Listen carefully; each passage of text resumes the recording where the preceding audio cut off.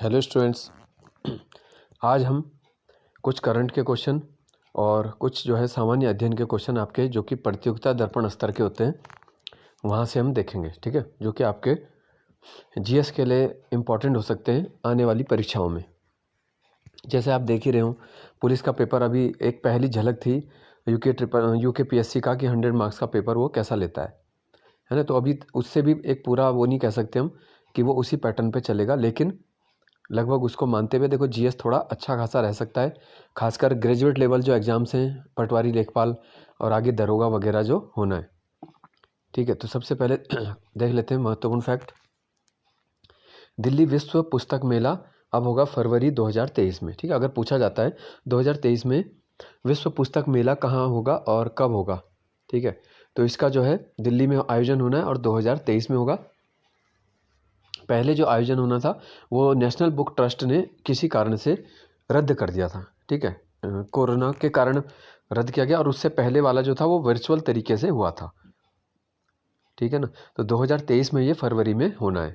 Next देखते हैं, भारत और वियतनाम का संयुक्त सैन्य अभ्यास। तो कभी कभी इस टाइप का क्वेश्चन बनता है कि ये जो अभ्यास है वो किन देशों के बीच संपन्न हुआ। तो ज़्यादातर एक देश भारत होता ही है, दूसरा आपको याद रखना है।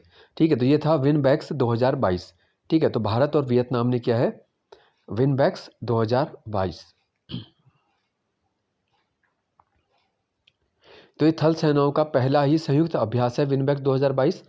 और चंडी मंदिर, पंचकुला चंडी मंदिर कैंटोनमेंट एरिया अगस्त 2022 में संपन्न हुआ। तो ये पहला है, इसलिए पूछ सकते हैं यह अभ्यास आपदा राहत में प्रभावशाली प्रदर्शन आत्मनिर्भर भारत को प्रदर्शित करने के लिए संपन्न किया गया। ठीक है, यह पहला अवसर था जब वियतनाम की जो सेना है, जिसे पीपल्स आर्मी बोलते हैं, किसी विदेशी सेना के साथ मिलकर कोई फील्ड अभ्यास उन्होंने किया है। अगली बार ये 2023 में वियतनाम में होगा, फिर रैंडमली जो है ऐसे चलता रहेगा। तो ये पहली बार था, पूछ सकते हैं विनबैक्स 2022 किसके बीच हुआ है, तो भारत और वियतनाम। नेक्स्ट देखते हैं एक्सरसाइज उदार शक्ति। ठीक है, तो ये हुई है मलेशिया और भारत के बीच में। तो आपको मलेशिया याद रखनी है, एक देश तो भारत है, दूसरा आपको याद रखना है कि मलेशिया के साथ हुआ है। कौन सा है, उदार शक्ति। 16 अगस्त 2022 को ये मलेशिया में ही संपन्न हुआ। ठीक है, तो सबसे बस मेन क्या होता है कि एक्सरसाइज का नाम पूछ सकते हैं और कौन से देश शामिल हुए, केवल ये इतना, और ज़्यादा से ज़्यादा कि कितने देश शामिल हुए। ठीक है, तो ये द्विपक्षीय था, यानी 2 ही देश थे इसमें। ये बाईलेटरल एक्सरसाइज इनको कहा जाता है। नेक्स्ट है, अभ्यास का नाम है अल नजाह। तो ये क्या है, भारत तथा ओमान ने। ठीक है, अल नजाह।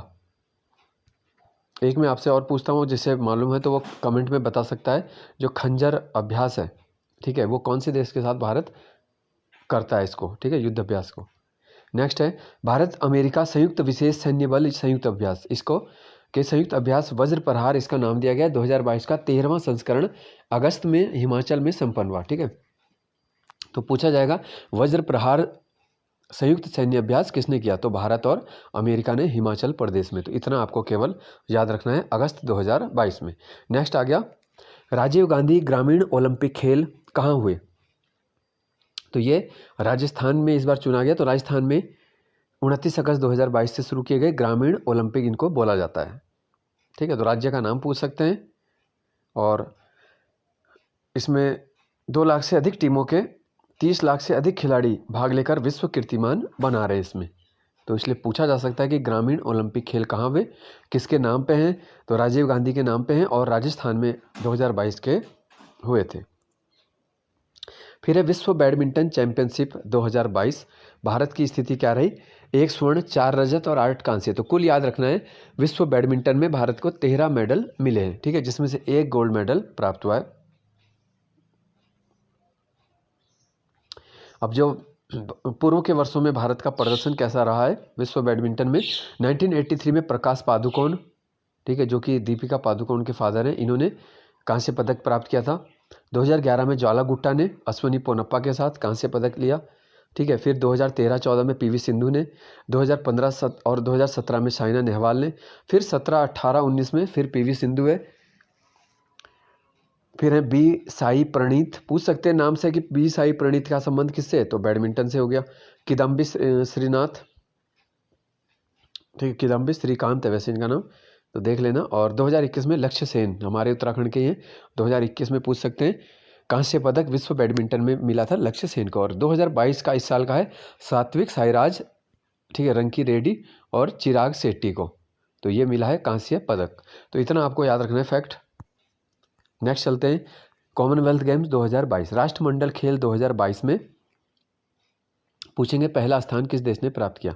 तो इसमें 178 मेडल के साथ ऑस्ट्रेलिया पहले स्थान पर है, फिर इंग्लैंड है, फिर कनाडा है और चौथा स्थान है भारत का। भारत के जो मेडल हैं वो हैं 22 स्वर्ण पदक, 16 रजत, 23 कांस्य और टोटल हो गए 61। ठीक है, तो एक अपने देश की रैंक याद रखनी है और एक फर्स्ट की, इतना तो कम से कम रखना है।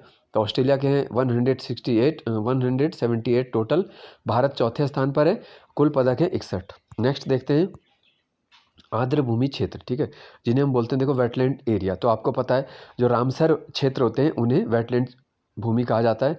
सबसे पहले 1971 में इसका जो सम्मेलन हुआ था वहाँ से ये टर्म निकला था। ठीक है, रामसर अगर पूछेंगे स्थान कहाँ है तो यह है ईरान में, और पहला वेटलैंड के लिए जो सम्मेलन हुआ था वो रामसर में ही हुआ था। ठीक है, तो उत्तराखंड में अगर पूछेंगे तो एकमात्र है आसन बैराज जो हमारा रामसर साइट है। हाल ही में 2022 में जिनको वेटलैंड शामिल किया गया कौन से हैं, नंदा झील है गोवा में, रंगाथिट्टू कर्नाटक, पाला आर्द्र भूमि है मिजोरम, ठीक है, टम्पारा झील और हीराकुंड और अंशुपा झील ये है उड़ीसा की। ठीक है, यशवंत सागर, साख्य सागर ये एमपी में, चित्रागुंडी, ठीक है, सुचिंद्र थेरूर कॉम्प्लेक्स, वुडुवूर, काजीरकुलम, मन्नार की खाड़ी, ये पूछ सकते हैं मन्नार की खाड़ी क्योंकि पहले से ये जैव विविधता में भी है इसलिए। पल्ली कारानाई मैनग्रोव वन और वेदांत गोल पक्षी विहार, तो ये इंपॉर्टेंट हो गया थोड़ा। ठीक है, एक मन्नार की खाड़ी तमिलनाडु, एक वेदांत गोर और पल्ली कारानाई मैनग्रोव वन। फिर आ गया थाने क्रीक महाराष्ट्र में है, हाईगम वेटलैंड कंजर्वेशन है JNK। ठीक है, अब देख लेते हैं कुछ प्रतियोगिता दर्पण से आपके सामान्य अध्ययन के कुछ अच्छे प्रश्न। ठीक है, बौद्ध धर्म का महायान और हीनयान में जो विभाजन हुआ है वो किस सभा या किस संगीति में हुआ, तो चौथी बौद्ध सभा या चतुर्थ बौद्ध संगीति के समय हीनयान और महायान में विभाजित कर दिया गया। ठीक है, ये 72 ईस्वी में कश्मीर के कुंडलवन में संपन्न हुई थी चौथी बौद्ध संगीति। इसके अध्यक्ष थे वसुमित्र और उपाध्यक्ष थे अश्वघोष। नेक्स्ट है महावीर स्वामी ने जैन धर्म के 5 महाव्रत में कौन सा महाव्रत जोड़ा। ठीक है, 4 थे तो 5वां कौन सा जोड़ा है, अहिंसा यानी हिंसा न करना, सत्य, अस्तेय, ब्रह्मचर्य और अपरिग्रह। तो इनमें से जो ब्रह्मचर्य है 5 में से वो महावीर स्वामी द्वारा जोड़ा गया था। पूछ सकते हैं पहले महाव्रत 4 थे और ब्रह्मचर्य को जोड़ा है महावीर स्वामी ने। ठीक है, नेक्स्ट है 4 आश्रमों का उल्लेख सबसे पहले कहाँ हुआ था, तो जावलोपनिषद। ठीक है, जावलोपनिषद में पहली बार इसका उल्लेख हुआ है। फिर है पेट्रा ड्यूरा का पहला उपयोग कहाँ हुआ था। ठीक है, पेट्रा ड्यूरा क्या होता है, जैसे कोई इमारत है प्राचीन और उसमें कोई जड़ाई का काम करना, कोई नग लगाना, इस प्रकार के जो होता है पेट्रा ड्यूरा कहलाता है। ठीक है, तो सबसे पहले पेट्रा ड्यूरा का काम जो हुआ था वो एतमातुद्दौला के मकबरे में हुआ था। एतमातुद्दौला जो कि नूरजहाँ के ये पिता हैं एतमातुद्दौला। ठीक है, तो इनके मकबरे में पहली बार ऐसा प्रयोग हुआ। आगे देखते हैं किस जैन आचार्य को अकबर ने जगत गुरु उपाधि दी, तो यह हीर विजय सूरी को। अशोक के समकालीन तुर्मय राजा जो था, तुर्मय कहाँ का राजा था, तो मिस्र का था। अशोक के अभिलेख में किस पुत्र की चर्चा की गई है एकमात्र, तो अशोक के एक पुत्र है तीवर, उसकी चर्चा अभिलेखों में आई है। ठीक है, जबकि जो उनका एक पुत्र था महेंद्र, उसको श्रीलंका बौद्ध धर्म प्रचार के लिए भेजा गया था, लेकिन अभिलेख में पूछेंगे तो तीवर नाम आपको याद रखना है। नेक्स्ट है किस सुल्तान ने इक्ता व्यवस्था शुरू की, तो इक्ता व्यवस्था है इल्तुतमिश की। ठीक है, सभी प्रश्न जो है वो अच्छे स्तर के हैं और बार बार रिपीट भी होते रहते हैं ऐसे क्वेश्चन। और GS में आपने देखा होगा कि अच्छे खासे लेवल के क्वेश्चन भी आ रहे हैं और आसान स्तर के जो प्रश्न होते हैं वो भी बच्चों के कई बार गलत हो रहे हैं। ठीक है, तो इसका तरीका क्या है, प्रैक्टिस आपको ज़्यादा करनी है। ठीक है, जितना आप अभ्यास करोगे उतना क्वेश्चन आपका कन्फर्म होता है और कुछ चीज़ें एक्सपीरियंस से भी आपकी ठीक होंगी। जितना प्रैक्टिस बढ़ती जाएगी उतना प्रश्न सही होंगे। फिर है किस गुफा में 11 सिर वाले बोधिसत्वों का अंकन मिला? ये कन्हेरी गुफा। नेक्स्ट है पेलसर्ट किसके शासन में भारत आया? फ्रांसिस्को पेलसर्ट, ये जहांगीर के समय आया था। दिल्ली को राष्ट्रीय राजधानी प्रदेश किस संशोधन से बनाया गया? तो यह 69वां यानी 69th अमेंडमेंट, ठीक है, 69th।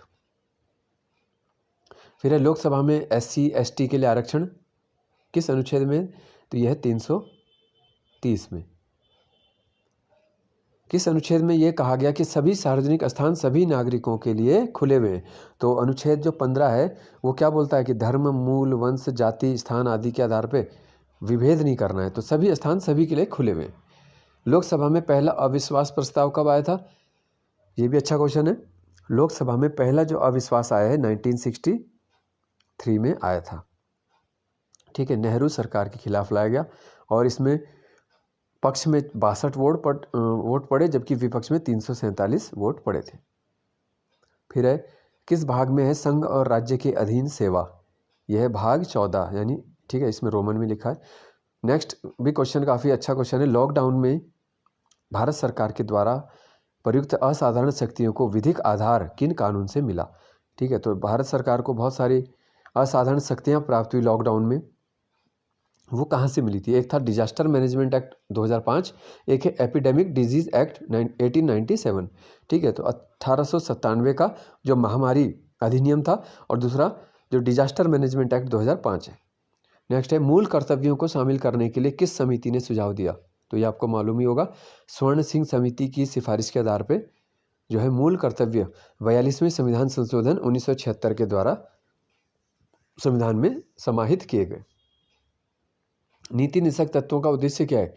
लोक कल्याणकारी राज्य की स्थापना, ठीक है। और कभी इस प्रकार प्रश्न बनता है कि नीति निषेधक तत्व और मौलिक अधिकारों में एक बड़ा अंतर, मौलिक अंतर क्या है? तो मौलिक अधिकार न्यायालय द्वारा प्रवर्तनीय है जबकि नीति निषेधक तत्व न्यायालय द्वारा प्रवर्तनीय यानी लागू नहीं किए जा सकते, ठीक है। तो ये आपको समझ आ गया होगा। नेक्स्ट है किस सदन के सदस्यों द्वारा बहुमत से अविश्वास प्रस्ताव पारित होने पे मंत्रिपरिषद को त्यागपत्र देना पड़ता है? तो ये लोकसभा, ठीक है, आंसर हो जाएगा लोकसभा।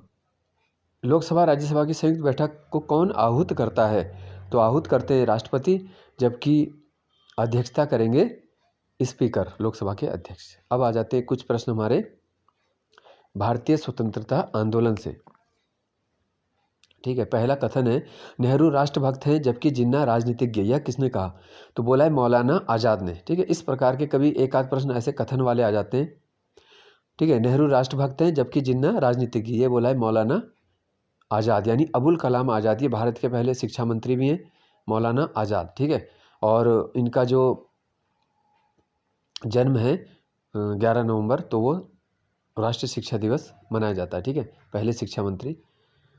किस अधिवेशन में बाल गंगाधर तिलक ने भाग लिया? कौन सा था वो? कांग्रेस का किस अंतिम अधिवेशन में तिलक ने भाग लिया?